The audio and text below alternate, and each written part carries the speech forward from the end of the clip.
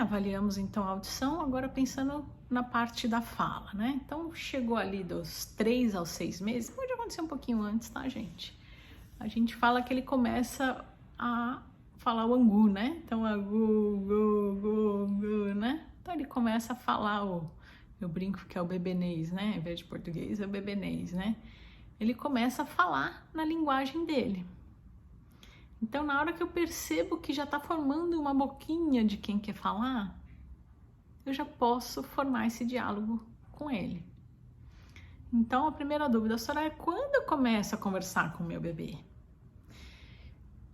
Eu acho, isso é uma opinião, é profissional também, mas é pessoal, eu acho que a gente deve conversar com o nosso bebê desde a gestação.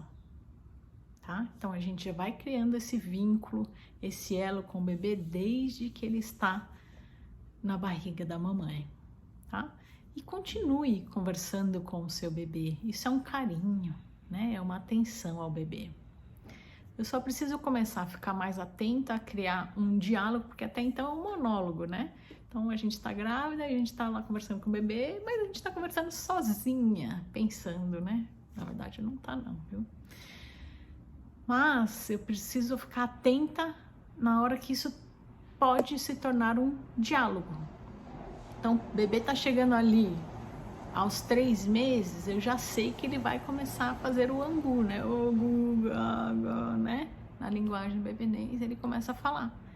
Então, eu posso sim criar um diálogo com o meu filho. Ah, então, por exemplo, né? Que nem essa criança, ela tava ali paradinha. E aí, na hora que eu encontrei com ele, vi que ele fez a boquinha de quem quer falar, eu comecei a conversar.